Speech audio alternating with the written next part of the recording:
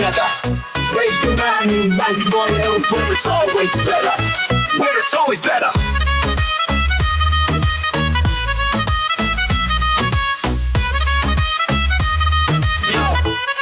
Yo, सुबह का सूरज या शाम का रंग, we bring you joy हर जुबान का धन। Community की बात हम हैं आपके साथ, let's spread the love, चलो मिल के साथ। Tune in, turn up, दिल से बात करो, Radio Manu 92 FM के साथ चलो। Every voice counts, हर लम्हा यहाँ, चलो बात करके देखते हैं, let's all shine on। Yo, let's all go। सेहत की बात और dreams to share, Radio Manu 92 FM, we're always there. From unity to joy, we bring the light. Every word, every tune makes everything right. Listen up, it's time to unite. Radio Manu 92 FM, shining bright. दिल से सुनो, we love and care. चलो बात करके देखते हैं, let's take it there. So come along for the ride. Radio Manu 92 FM, we're by your side. चलो बात करके देखते हैं, your voice, your guide.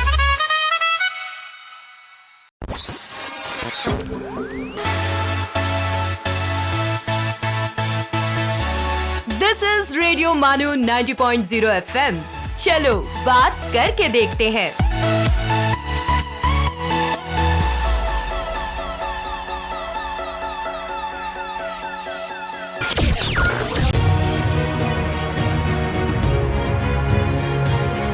ये है रेडियो मानू 90.0 FM। पेश है नो योर हेरिटेज।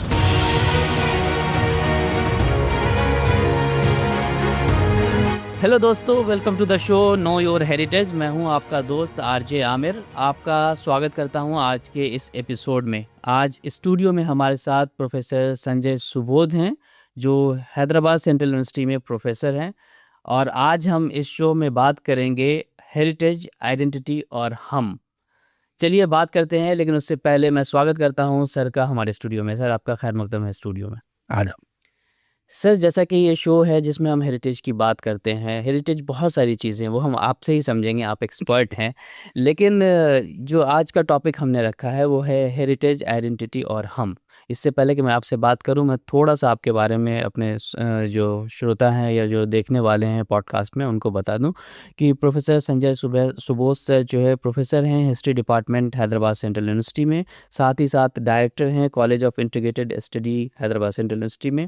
और लगभग 1992 से इनका टीचिंग से राब्ता है, ये पढ़ने पढ़ाने के काम में 1992 से एक लंबे समय से पढ़ा रहे हैं छात्रों को और रिसर्च में लगे हुए हैं। तो सर, एक बार फिर से स्वागत है। जैसा कि सर मैंने बताया कि ये शो बहुत इंटरेस्टिंग है और बहुत रिस्पॉन्सिबल शो भी है कि हम अपने हेरिटेज से, जो हमारी चीज़ें हैं, सभ्यता है, उससे अपने सुनने वालों को या इस रेडियो प्रोग्राम को जो पॉडकास्ट के ज़रिए देख रहे हैं उनको साझा करने की कोशिश करते हैं, एक तरह से अवेयर करने की कोशिश करते हैं कि हमारी हेरिटेज है क्या। आज का जो सवाल है, जो शुरू करने से पहले मैं सबसे पहले एक चीज़ समझना चाहूँगा सर आपसे कि एक चीज़ होती है हिस्ट्री एंड सेकेंड हेरिटेज। तो हिस्ट्री और हेरिटेज में क्या डिफरेंस है? कायदे से दोनों में कोई डिफरेंस नहीं है। अच्छा, क्योंकि हेरिटेज एक तरह से सोर्स हैं हिस्ट्री के। मुश्किल क्या होती है कि हम हिस्ट्री को एक फॉर्मल वे में जानते हैं, जहाँ पे हिस्ट्री लिखी जाती है, किताबों में दर्ज होती है।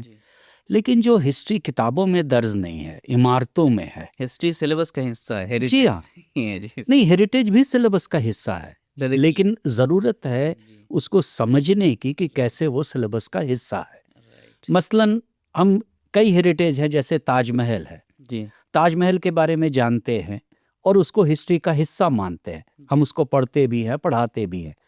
लेकिन जो हेरिटेज है, जो अनरिकॉर्डेड फॉर्म में है, जो पूरी हिंदुस्तान में बिखरे पड़े हैं, आप हर दूसरे कदम पे जाएं, कोई ना कोई आपको इमारत पुरानी मिल जाएगी। क्या वो हिस्ट्री नहीं है?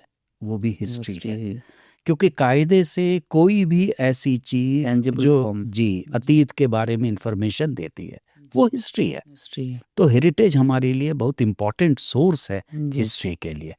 ठीक है सर, जब भी हम हेरिटेज के बारे में सुनते हैं या पढ़ते हैं तो कहीं ना कहीं डायरेक्टली हमारे तुरंत जहन में ये आता है या दिमाग में ये आता है कि कोई इमारत है, कोई बिल्डिंग है या कुछ इस तरह का मोनूमेंट्स है, तो हिस्ट्री के टेक्स्ट बुक में भी इसी तरह का हमें लगता है, मतलब एक एज ए कॉमन मैन जी। आप किस तरह से एक्सप्लेन करेंगे एक आम आदमी को कि हेरिटेज है क्या हमारे लिए?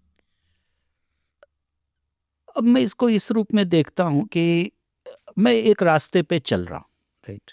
उस रास्ते पे कोई एक इमारत खड़ी है, जी। उस इमारत का कंस्ट्रक्शन कभी ना कभी तो हुआ होगा। करेक्ट। एक जिसने करवाया होगा बिल्कुल। उसके अपने कुछ आइडियाज होंगे। रिसर्च क्वेश्चंस जी। जी। और जो करवाने के लिए जिस तरह की टेक्नोलॉजी यूज की गई है वो भी उस समय को दर्शाती है। राइट। तो एक जो इमारत है वो किस रूप में हमारे सामने आती है। अब मैं आपको एक इंटरेस्टिंग चीज बताता हूँ कि हैदराबाद को हम चार मीनार के रूप में जानते हैं। खासकर हिस्ट्री के जितने स्टूडेंट्स हैं वो एक चार मीनार पहचान- के बारे में जानते हैं। पहचान बन गई। जी हाँ, वो हैदराबाद की पहचान है।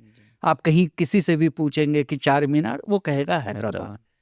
लेकिन अगर आपको याद होगा, अगर आप 1970s में चले जाएं, अब मुझे नहीं मालूम है कि उसके बाद ये चीज़ है कि नहीं, 1970s में एक सिगरेट बनती थी चार मीनार, जी। और उस पर चार मीनार का फोटो लगता था। अभी मेरे जहन में ये आया था। तो अब आप सोचिए ऐसे कितने लोग हैं जी, वो उस चीज जिनको हिस्ट्री से कोई राब्ता नहीं है, पता नहीं। लेकिन वो चार मीनार जानते हैं, चार मीनार की फोटो पहचानते हैं, ब्रांड है वो। अक्कल हो के अगर मान लीजिए वो हैदराबाद घूमने आते हैं, उनका कनेक्शन कैसे बनता है। राइट। तो मैं हेरिटेज को इस रूप में देखता हूँ कि वो कैसे एक अलग अलग तरीके से लोगों को हिस्ट्री से कनेक्ट कर सकती है।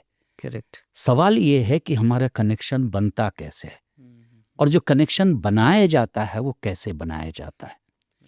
ये सवाल मेरे लिए बहुत इम्पॉर्टेंट है, क्योंकि unfortunately history has become contested, और हम इमारतों को भी कहीं ना कहीं कैटेगराइज करके देखने की कोशिश करते हैं। राइट। और मुश्किल ये होती है कि कोई भी ऐसी चीज़ जो अपने एक समय में उसकी अपनी एक लॉजिक, उसका अपना एक लॉजिक होगा, हम उस लॉजिक के बारे में नहीं सोचते हैं और आज के हिसाब से उस स्ट्रक्चर को देखने की कोशिश करते हैं। मेरे लिए हेरिटेज इसलिए इम्पॉर्टेंट है क्योंकि हेरिटेज को प्रिजर्व करके ही हम जो पास्ट है उसको, उसकी लॉजिक को समझ सकते हैं। करेक्ट। तो हिस्ट्री और हेरिटेज का एक बहुत इम्पॉर्टेंट कनेक्शन है। और एक हमारे यहाँ बहुत फेमस स्कॉलर हुआ करते हैं, उनका नाम है येचकार। उनकी किताब है व्हाट इज हिस्ट्री। उसमें वो कहते हैं कि facts do not speak for themselves, it is the historian who speaks on behalf of the facts. इमारत बिल्कुल वही चीज़ है, ये अपने आप में कुछ नहीं कहते। ये हिस्टोरियन है, इतिहासकार है, जो बताता है कि ये क्या है, उसकी इम्पोर्टेंस क्या है। क्योंकि हर इमारत के ऊपर आपको इबारत हो कोई ज़रूरी नहीं है। करेक्ट। हर इमारत के बारे में हिस्ट्री बुक्स में दर्ज हो ये कोई ज़रूरी नहीं है। और इसी कारण से जो हिस्टोरियन है उसका एक रिलेशनशिप बनता है उस इमारत के साथ। तो आपने जो अपने प्रोग्राम को जो टाइटल किया है हिस्ट्री, आइडेंटिटी और हम, जी सर, एक बड़ा एक लॉजिकल वे में कनेक्ट करता है इमारत को, ना सिर्फ हिस्टोरियन से बल्कि सोसाइटी से भी और नेशन से भी। जी, जहाँ तक सर मेरी समझ है कि जिस तरह से हमारा घर होता है तो घर में बहुत सारी चीज़ होती है, तो जो ये नेशन है या जो हमारा कंट्री है, जो मुल्क है, वो एक्सटेंडेड हाउस है हमारा, उसमें बहुत सारी चीज़ें हैं। तो हम अपने घर में जिस तरह से प्रिजर्व करते हैं, चाहे वो हमारे काम की हो या दूसरे के काम की हो, तो उसी तरह से शायद मेरी रिस्पॉन्सिबिलिटी बनती है, हमारी रिस्पॉन्सिबिलिटी बनती है कि जो हमारे मुल्क में है, जो हमारी कंट्री में है, ये जो हमारी दुनिया में है, वो हमारा हेरिटेज है, साझी विरासत जिसको हम कहते हैं। अब मैं सर आपसे ये समझना चाहूँगा कि जो हेरिटेज है उसके कितने तरह के प्रकार होते हैं, काइंड्स ऑफ हेरिटेज। हम बहुत सारी चीज़ें जैसे आपने बताई कि हेरिटेज ये भी है, हेरिटेज ये भी है, तो अलग अलग कैटेगराइज कुछ किया गया है, शायद आपने बताया, तो कितनी तरह की कैटेगरी है?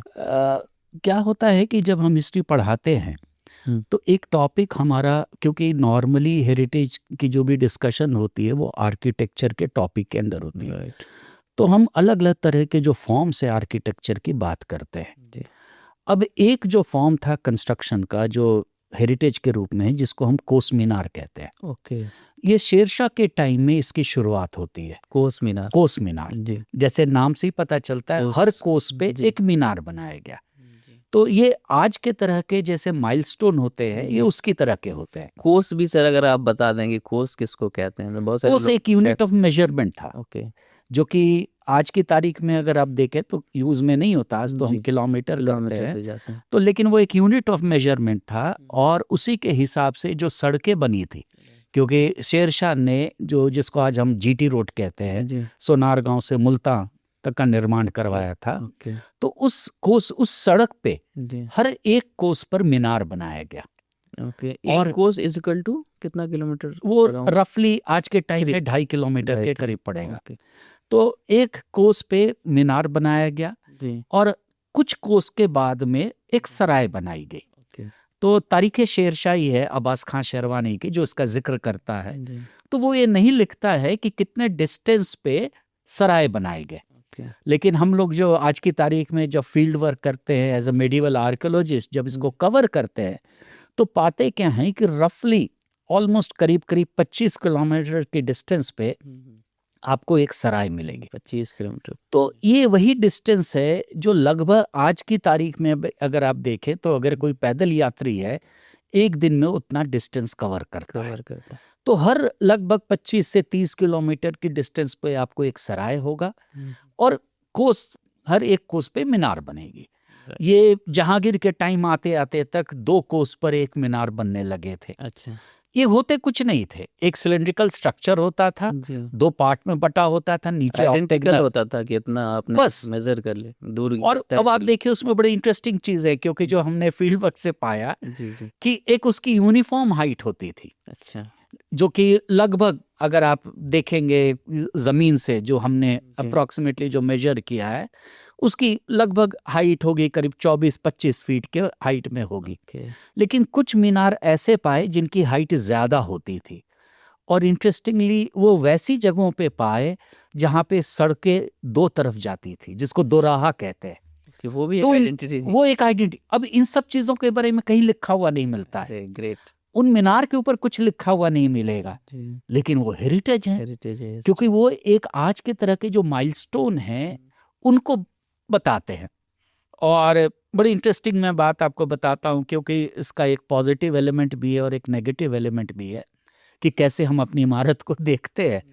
मैं बहुत साल पहले जब फील्ड वर्क कर रहा था, तो हमारे को कुछ कोस मीनार मिल नहीं रहे थे जी जी जो जीटी रोड पे होने चाहिए, और मैं सोनीपत के आसपास लोगों से पूछ रहा था हरियाणा में हरियाणा में। जी तो एक किसी ने कहा कि अच्छा आप बड़े शिवलिंग की बात कर रहे हो, और तब उस आदमी ने मेरे को 5 कोस मीनार का बताया। उन्होंने कनेक्ट किया Connect शिवलिंग किया। से राइट तो आप ये देखें कि लोग एक हेरिटेज से कैसे कनेक्ट हो रहे हैं। जी ये एक पॉजिटिव एलिमेंट है कि आपको एक आइडेंटिटी Yes. किसी फॉर्म में Yeah. पता चल रही है, और आपके सामने वो जिंदा है। इंफॉर्मेशन है इसके तो ये जो हेरिटेज को इंटरप्रेट करने का तरीका है, उसका एक पॉजिटिव पार्ट ये है, उसकी आइडेंटिफिकेशन अगर आपको पता नहीं चल रहा है तो आप उसको आइडेंटिफाई करने के लिए Correct इस form तरह में के पता होना चाहिए सिंबल्स आप यूज कर रहे हैं। राइट लेकिन उसका नेगेटिव एलिमेंट है जब आप उसको कन्वर्ट कर रहे हैं। राइट तो जैसे आपने थोड़ी देर पहले कहा था कि भाई हेरिटेज हमारी साझी विरासत है, जी ये एक एज की विरासत है, ये हमारी जॉइंट रिस्पॉन्सिबिलिटी है कि उसको ओरिजिनल फॉर्म में प्रिजर्व प्रिजर्व करके करें रखें। राइट तो हेरिटेज की प्रिजर्वेशन ओरिजिनल फॉर्म में हमारी नैतिक जिम्मेवारी है, राइट उसके कन्वर्जन करके उसको प्रिजर्व करने की जिम्मेवारी नहीं है, जय उसके ओरिजिनल फॉर्म में उसको प्रिजर्व करने की जिम्मेवारी है। ठीक है। वो जो जैसे बनाई गई जैसे थी या जिस फॉर्म में आज मौजूद है उसी फॉर्म में हम preserve बिल्कुल करने की बिल्कुल, कोशिश वो करें। इसलिए भी है क्योंकि हम लोग आज जैसे हिस्ट्री ऑफ साइंस पढ़ाते हैं, तो उसमें उस वक्त की जो टेक्नोलॉजी है, क्योंकि जो कंस्ट्रक्शन है ये सारे के सारे मोटर के द्वारा है, तो किस तरह का मोटर यूज हुआ, क्या एलिमेंट्स थे, जी इन सब चीज़ों की जानकारी के लिए उसके ओरिजिनलिटी को प्रिजर्व करना ज़रूरी है। Right very well said sir. आपने कहा कि जो है हमारा हेरिटेज है जिस फॉर्म में भी अवेलेबल है हमको उसी ओरिजिनल फॉर्म में रखना चाहिए, और जो ट्रू इन्फॉर्मेशन है वही हमको आगे जी। फॉरवर्ड करनी चाहिए। लेकिन सर यहाँ पे हमें छोटे से ब्रेक के लिए रुकना पड़ेगा, हम फिर वापस आएंगे और अपने इस डिस्कशन को जारी रखेंगे। दोस्तों आप कहीं मत जाइएगा, हम फ़ौरन वापस आते हैं एक छोटे से ब्रेक के बाद। You are listening to Know Your Heritage, Radio Manu 90.0 FM's show on history and heritage.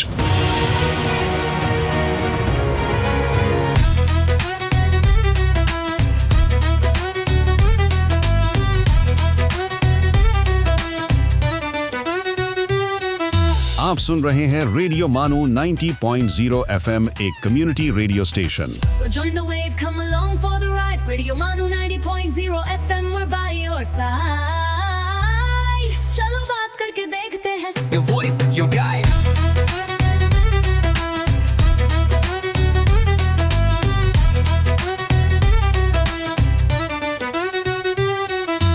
This audio has been generated through AI. Let's listen to History's Mysteries.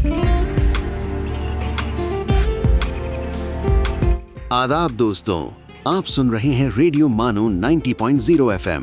आइए आज हिस्ट्रीज मिस्ट्रीज में जानते हैं दुनिया के सबसे पुराने मालूम वाटर वेल की कहानी, एक ऐसी इंजीनियरिंग अचीवमेंट जिसने इंसान को पानी के मुस्तकिल जरिए तक पहुंचाया और सभ्यताओं की बुनियाद मजबूत की। सोचिए, हजारों साल पहले का जमाना है, न नल थे, न पानी की टंकियां और न ही पाइपलाइन का कोई निजाम। इंसान की जिंदगी नदियों, झीलों और बरसात के पानी पर ही मुनहसिर थी, लेकिन जब पानी दूर हो या सूख जाए तब जिंदगी चलाना कितना मुश्किल होता होगा। इसी जरूरत ने इंसान को एक ऐसा ख्याल दिया जिसने तहजीब का रुख ही बदल दिया, वाटर वेल यानी कुआं। दोस्तों, वाटर वेल जमीन को गहरा खोदकर बनाया जाने वाला ऐसा जरिया है जिसके जरिए अंडरग्राउंड पानी तक पहुंचकर उसे पीने, खेती और रोजमर्रा की जरूरतों के लिए इस्तेमाल किया जाता है।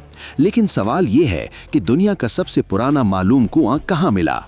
आर्कियोलॉजिस्ट्स के मुताबिक दुनिया के सबसे पुराने मालूम कुओं में से एक किसोनिर्गा माइलूथकिया नाम की आर्कियोलॉजिकल साइट पर साइप्रस में मिला है। ये कुआं लगभग 8500 BCE का माना जाता है, यानी करीब 10,500 साल पुराना।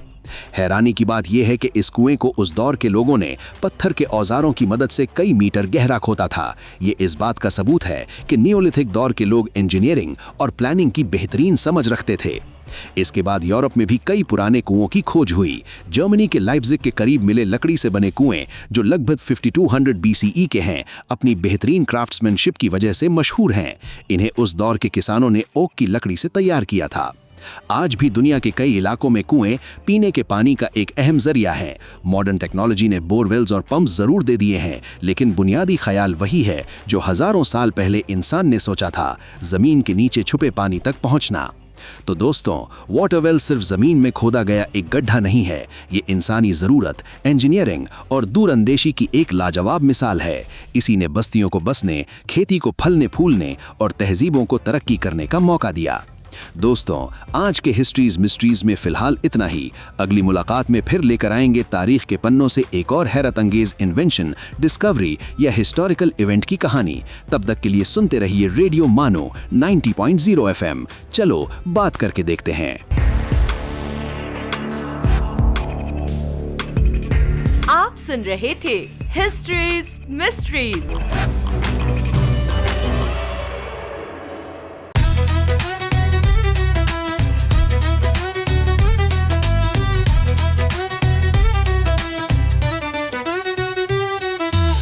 मार्केटिंग और ब्रांड प्रमोशंस के लिए हमसे राब्ता करें radiomanu@manu.edu.in पर। So join the wave, come along for the ride. Radio Manu 90.0 FM, we're by your side. चलो बात करके देखते हैं. Your voice, your guide.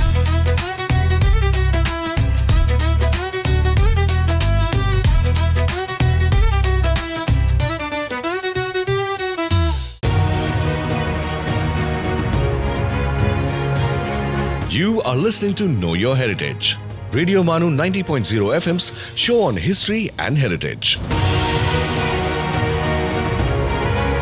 Welcome back दोस्तों, आपका फिर से स्वागत है हमारे शो नो योर हेरिटेज में। मैं हूं आपका दोस्त और होस्ट आरजे आमिर, और आज हम बात कर रहे हैं हेरिटेज और हमारी जो जिम्मेदारी है उस पर। और हमारे साथ स्टूडियो में मौजूद हैं प्रोफेसर संजय सुबोध सर। फिर से हम जैसे कि बात कर रहे थे उसको आगे बढ़ाते हैं कि किस तरह से हेरिटेज है। आपने बताया हेरिटेज की जिम्मेदारी क्या होती है हमारे लिए उसको। अब हम ये जानना चाहेंगे कि इम्पॉर्टेंट क्यों है हेरिटेज, हम क्यों उसको हम सजो कर रखें, क्यों हम उसका केयर करें, क्यों हम उसको आगे कैरी फॉरवर्ड करें।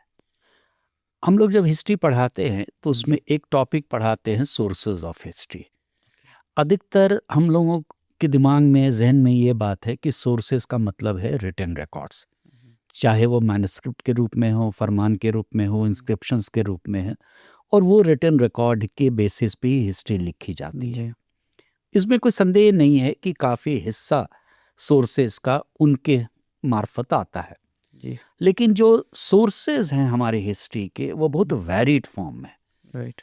उसमें एक फॉर्म ओरल हिस्ट्री का भी है और एक फॉर्म इन फिजिकल एविडेंसेस का है। अभी तक जो हिस्ट्री लिखी गई है, जो इन फिजिकल एविडेंसेस की बेसिस पे, चाहे उसमें आपके बिल्डिंग्स हो, चाहे उसमें आपके पेंटिंग्स हो, स्कल्पचर हो, उनका एक लिमिटेड फॉर्म रहा है और उन लिमिटेड फॉर्म्स के हिसाब से हमने खासकर बिल्डिंग्स को एक फॉर्म ऑफ आर्ट के रूप में देखा है। तो इसलिए जब भी आप ताजमहल की बात करते हैं तो सिर्फ आपके दिमाग में आता है it's one of the 7 wonders of the world. आप कहेंगे कैसी ये इमारत है, आप कहेंगे खूबसूरत इमारत है, संगमरमर है, दुधिया रोशनी में देखे उसकी खूबसूरती और बढ़ जाती है। तो ये जो पर्सपेक्टिव आर्ट का है, ये कंपेल करता है हमारे को उन सोर्सेस को उस रिस्पेक्ट में देखने के लिए।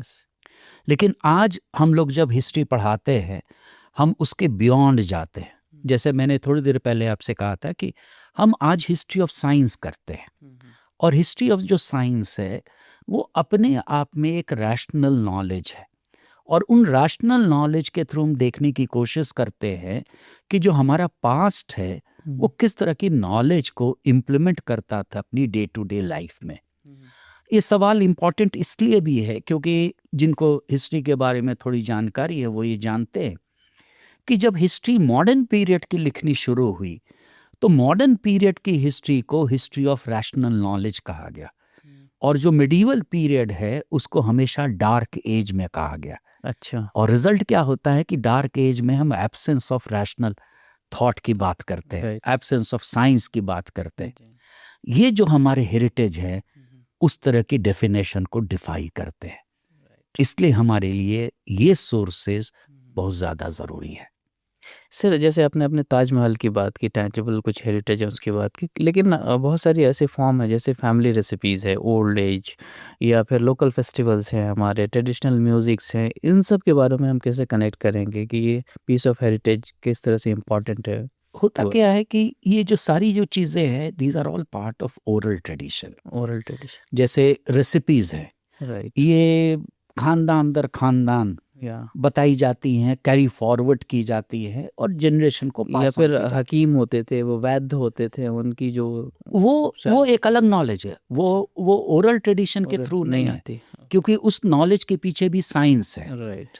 क्योंकि जिसको आप आज हकीम कह रहे हैं, तो अगर आप देखेंगे तो वो ग्रीक साइंस है जो कि आता है हमारे पास थ्रू अरेबिक ट्रांसलेशंस। तो वो एक नॉलेज है। लेकिन जो रेसिपीज़ है, खाना कैसे बनाया जाए, जिसकी अच्छी मिसाल है हमारे यहाँ जो पत्थर का गोश्त बनता है। अच्छा। तो ये पार्ट ऑफ रेसिपी है which has been travelling down through oral tradition. उसी तरीके से डांस के फॉर्म्स है, क्योंकि अगर आप एंशिएंट पीरियड में देखेंगे तो हमारे जो म्यूज़िक के फॉर्म होते हैं वो रिटन डाउन नहीं होते थे, लेकिन हमारे यहाँ म्यूजिशियंस होते थे। और जब हम हिस्ट्री ऑफ अरब्स पढ़ते हैं तो खलीफा के दरबार में कहा जाता है कि at any given a point of time Hindustan से करीब 10,000 म्यूजिशियंस उस दरबार में होते थे, 10,000। और उसके बाद चूंकि जो अरबिक पीरियड की बात है, ये मैं आपको 8th and 9th सेंचुरी की बात बता रहा हूँ। और किस खलीफा का टाइम था वो? ये आपको खासकर खारून जो सेकंड खलीफा है, सॉरी 4th खलीफा के बाद से ये शुरू होता है, अली के बाद से ये शुरू होता है। और खासकर इसकी जो ज़्यादा आपको बढ़ोतरी मिलेगी वो अब्बासिद के पीरियड में मिलेगी, हारून अल रशीद के पीरियड में ज़्यादा मिलती है, जब ये बगदाद में कैपिटल जब शिफ्ट होता है। और ये वही पीरियड है, हारून अल रशीद के पीरियड में ही, जब म्यूज़िक को कोडिफाई किया जाता है। उससे पहले हिंदुस्तान में म्यूज़िक को कोडिफाई नहीं किया जाता था। तो जो कोडिफिकेशन म्यूज़िक का होता है तो वो नॉलेज फिर ट्रांसफ़र होती है इन अ रिटन फॉर्म। लेकिन जो दूसरे तरीके होते हैं जो कि ओरल ट्रेडिशंस के थ्रू ट्रांसफ़र होते हैं वो जनरेशन दर चलते हैं। उसका एक अच्छा एग्जाम्पल है राजस्थान की हिस्ट्री। राजस्थान में हिस्ट्री जो है वो ओरल ट्रेडिशन के थ्रू ट्रांसफर होती थी। फिर एक नैन्सी के खयात कहते हैं, जो कि उस ट्रेडिशन को रिटन डाउन किया जाता है। ओके।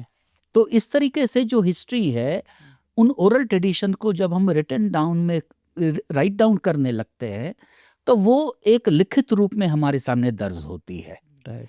लेकिन अब जैसे अब हम हिस्ट्री ऑफ जो साइंस कर रहे हैं, तो जब हम बिल्डिंग्स की स्टडी करते हैं, जी। जैसे ताजमहल की आपने बात की, तो ताजमहल काफ़ी लोगों ने देखा होगा। जी।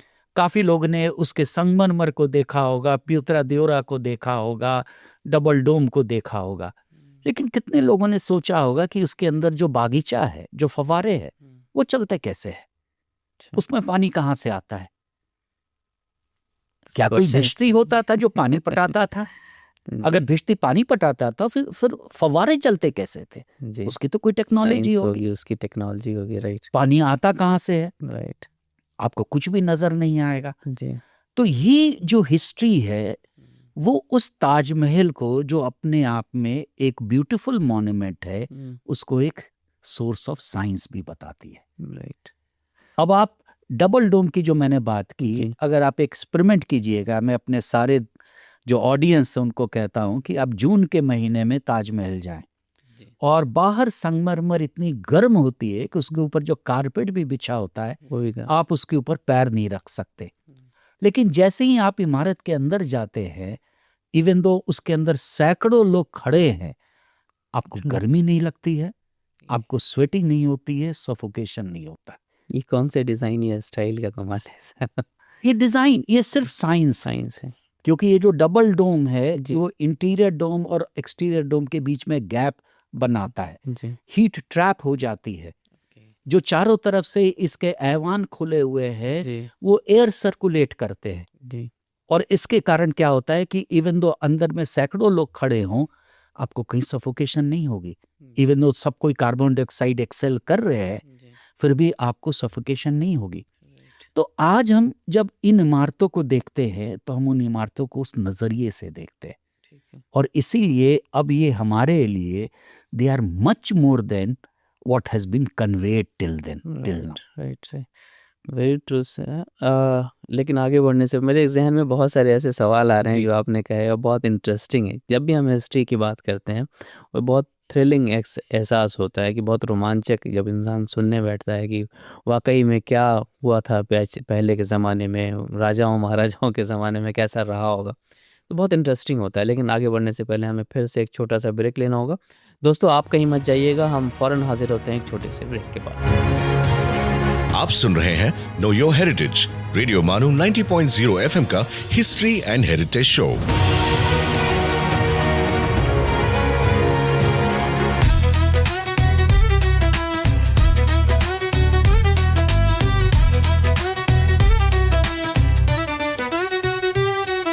You're listening to Radio Manu 90.0 FM, a community radio station. So join the wave, come along for the ride. Radio Manu 90.0 FM, we're by your side. चलो बात करके देखते हैं. Your voice, your guide.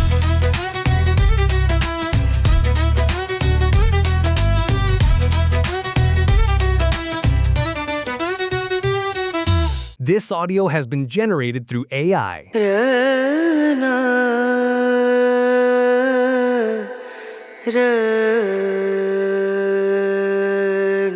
ये है रेडियो मानू 90.0 FM। आइए अब सुनते हैं द माइंडफुल मिनट।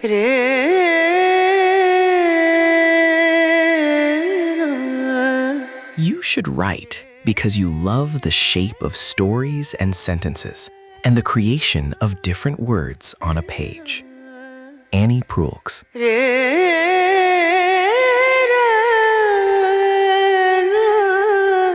अच्छे लोगों का सियासत से दूर रहने का अंजाम ये होता है कि उन पर बुरे लोग हुकूमत करते हैं। अफलातून।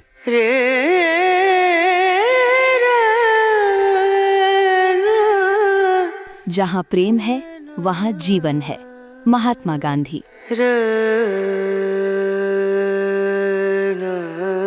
This is Radio Manu 90.0 FM. You were listening to the Mindful Minute.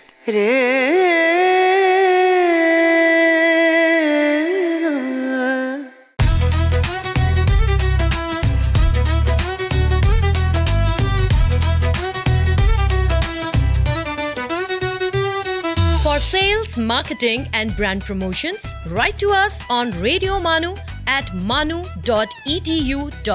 So join the wave, come along for the ride. Radio Manu 90.0 FM, we're by your side. चलो बात करके देखते हैं. Your voice, your guide.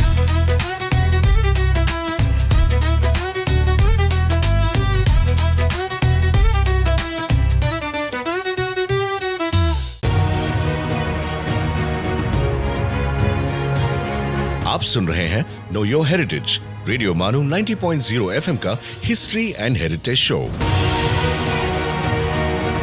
Break के बाद फिर से आपका खैर मकदम है। स्वागत है हमारे शो नो योर हेरिटेज में। मैं हूं आपका दोस्त और होस्ट आरजे आमिर। आज हमारे साथ स्टूडियो में हैं प्रोफेसर संजय सुबोध सर और हम उनसे बात कर रहे हैं हेरिटेज और हमारी जिम्मेदारी जो है उसको लेकर। सर, बहुत सारी बातें आपने बताई हेरिटेज को लेके, बहुत सारे सवाल आए कि हम कैसे हेरिटेज पे साइट पे कब जाते हैं तो किस तरह से हम जानने की कोशिश करें। तो एक सवाल मेरे जहन में आता है कि हम जाते हैं तो क्या करते हैं और क्या करना चाहिए। अक्सर हम हेरिटेज पे जाके फ़ोटोज़ क्लिक करते हैं या फिर नाम लिख देते हैं, बहुत सारी ऐसी चीज़ें करते हैं। तो हमें as a responsible person, as a responsible citizen और जो हम आगे फॉरवर्ड करना है इस हेरिटेज को अपने जनरेशन को, तो हमें क्या करना चाहिए और कैसे आपने हिस्ट्री पढ़ने की बात की कि आप देख के कैसे समझने की कोशिश करें, तो डू एंड डोंट्स क्या हो सकते हैं वहाँ का? मैं एक अपनी तरफ से अपील करना चाहूँगा जी कि जब भी आप किसी हिस्टोरिकल साइट को विजिट करें, जी उसको एक न्यूट्रल साइट के रूप में देखें। ये मैं बहुत रिस्पॉन्सिबिलिटी के साथ ये बात कह रहा हूँ, क्योंकि जिस तरीके से मैसेजेस जाते हैं चारों तरफ, हमने अनफॉर्चुनेटली अपने हेरिटेज को भी कैटेगराइज कर दिया है। शुरुआती दौर पे एक इनोसेंट वे में इसकी शुरुआत हुई थी जब 1960s के आसपास में, या उसके थोड़ा अगर आप पहले जाएं, हेवल और फर्गूसन के टाइम में जब स्ट्रक्चर्स को रीड करना शुरू किया गया तो हमने उसको कम्युनिटी के हिसाब से डिवाइड किया। राइट, हम उसको फिर हिंदू आर्किटेक्चर, इस्लामिक आर्किटेक्चर के रूप में देखना हमने शुरू किया और अनफॉर्चुनेटली आज की तारीख में भी हम उस लेबल को कैरी करते हैं। Okay, on the face of it ये लगता है कि इसमें कोई गलत नहीं है, क्योंकि अगर बनाने वाला अकबर था तो वो इस्लामिक आर्किटेक्चर है, बनाने वाला अगर पृथ्वीराज चौहान था तो वो हिंदू आर्किटेक्चर है। हिस्ट्री में भी इस तरह से डिस्क्राइब किया है। हुआ क्या है कि हमारे यहाँ क्योंकि जो कंस्ट्रक्शन होती है वो एक स्पेस की और एक एज की होती है, राइट, और वो चेंज होती रहती है इंटरैक्शन के कारण, न्यू नॉलेज के कारण। तो टर्क्स के आने के पहले जो हमारे यहाँ जो स्टाइल था उसको हम ट्रिबिएट स्टाइल कहते हैं। ट्रिब्यूट जी, उसमें एक पिलर होता था, एक बीम होती थी, एक ब्रैकेट होता था। ये तीन चीज़ें होती थी और रूफ आपका फ्लैट होता था। मोटर हमारे पास नहीं था तो हम साइक्लोपियन टेक्निक यूज़ करते थे, जहाँ पे प्रोजेक्शन होगी, होल होगा और उसके हिसाब से उसको हम सेट करते थे। टर्क्स के आने के बाद में जब मोटर आया तो हमारा स्टाइल ऑफ कंस्ट्रक्शन चेंज हुआ, जिसको हम आर्कुएट स्टाइल कहते हैं। आर्कुएट स्टाइल में फिर जो डोम बनने लगे, वो डोम अपने आप में फ्लैट रूफ की जगह पे हेमिस्फेरिकल होने लगे। अनफॉर्चुनेटली हमने उन दोनों स्टाइल को एक हिंदू और एक इस्लामिक रूप में देखना शुरू किया। हम भूल गए कि जो कंस्ट्रक्शन है वो कंस्ट्रक्शन एज की होती है और स्पेस की होती है, और उसके कारण उसमें चेंजेस आते हैं। और अनफॉर्चुनेटली जब हमने आगे उसको देखना शुरू किया, और जैसे जब हम हिस्ट्री, क्योंकि कोई भी जो सोर्स हिस्ट्री का होता है या हिस्ट्री के जो ऑब्जेक्ट होते हैं, जिस कारण से हिस्ट्री लिखी जा रही है उस कारण से भी इंटरप्रेट किए जाते हैं। अब आपको मैं एक इन्फॉर्मेशन दूं कि 1857 का जब विद्रोह या गदर या नेशनल मूवमेंट, जो भी आप इसको नाम दे, जब इसको क्वेल किया गया तो सबसे पहला सवाल ईस्ट इंडिया कंपनी के सामने ये था कि मुगल मॉन्यूमेंट्स के साथ क्या करें। और ये बाकायदा रिकॉर्डेड है, जहाँ पे एक आइडिया ये था कि इन सब को गिरा दिया जाए, क्योंकि अगर आप इन सब को गिरा देंगे तो लोगों के जहन में मुगल एम्पायर जिंदा नहीं होगा।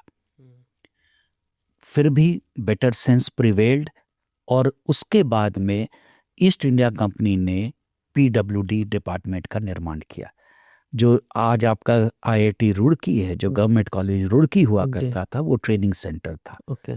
और वहाँ पे फिर आपके जो इंग्लिश जो आर्किटेक्ट्स है, जो इंजीनियर्स है, वो आए और इंडियंस को एज ड्राफ्ट्समैन लगाया गया, और तब इनका स्टाइल ऑफ कंस्ट्रक्शन अलग हुआ। चेंज हो जी।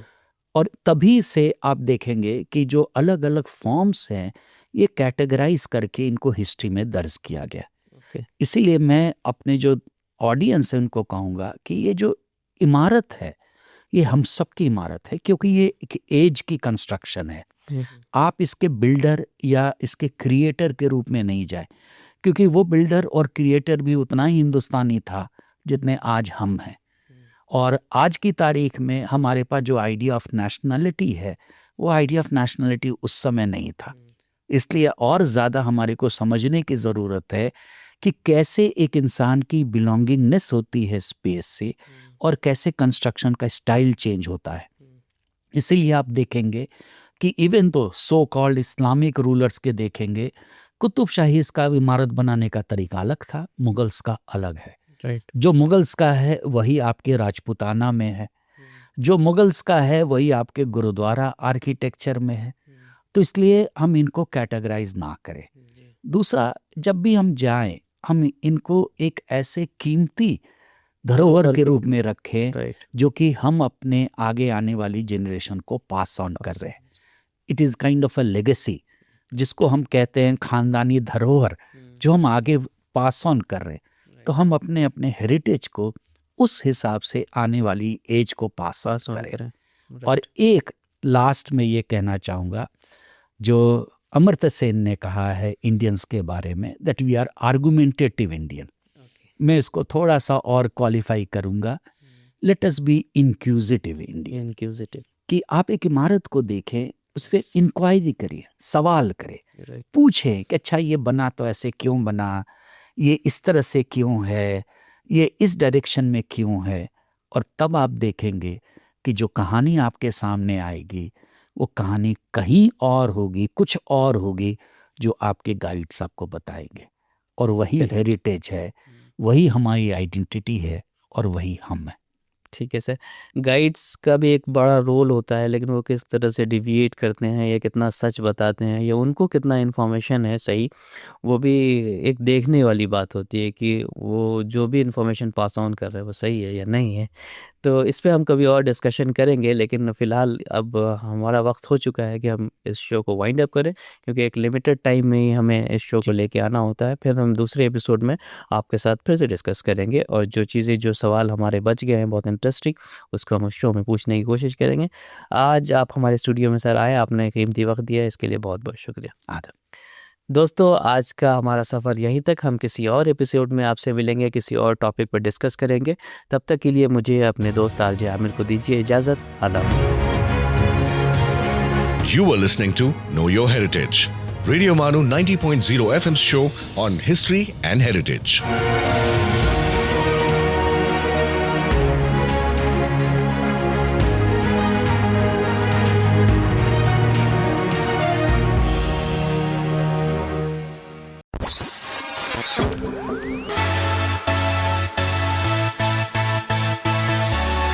सुन रहे हैं रेडियो मानू 90.0 FM। चलो बात करके देखते हैं।